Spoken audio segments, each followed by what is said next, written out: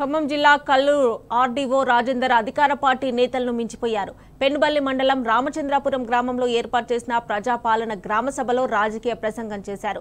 పథకాల వివరాలు చెప్పాల్సిన ఆర్డీఓ గత ప్రభుత్వంపై విమర్శలు చేశారు. 2013 నుంచి రేషన్ కార్డులు ఇవ్వలేదని, 2014 నుంచి ఒక్క కుటుంబానికి కూడా ప్రభుత్వం ఇల్లు ఇవ్వలేదన్నారు.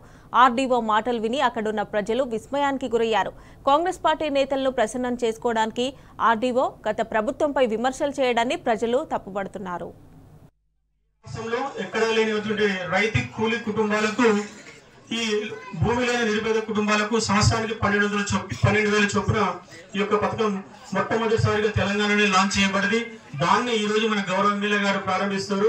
అలాగే రేషన్ కార్డ్స్ మనం చూస్తున్నాం. 2014 నుంచి 2016 నుంచి కొత్త రేషన్ కార్డులు ఇవ్వలేదు. అలాగే కుటుంబ సభ్యులు ఎవరైనా పెళ్లి చేసుకున్న వాళ్ళ పిల్లలు పుట్టిన వాళ్ళ యొక్క వివరాలు అనేది కూడా నమోదు కాలేదు.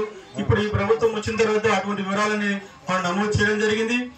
ఇందిరమ్మ ఇల్లు అనేది మనకు గత 10 సంవత్సరాల నుంచి ఇప్పుడే మీ మాజీ సర్పంచ్ గారు చెప్పారు, ఇండ్లు మంజూరు ఒక్కటి కూడా కాలేదని. ఇప్పుడు మన గ్రామానికి 30 ఇండ్లు మంజూరు కావడం జరిగింది. ఇంకా అర్హత ఎవరైనా ఉంటే గౌరవ ఎమ్మెల్యే గారి సూచన మేరకు మేము ప్రతి ఒక్కటి వెరిఫై చేసి 100% గా చివరి లబ్ధిదారుని కూడా ఈ ఇండ్లు, ఈ 4 పథకాలు మేము అందించే బాధ్యత మేము తీసుకుంటాం. ఆ హామీ కూడా గౌరవ ఎమ్మెల్యే గారు ఇస్తున్నాం.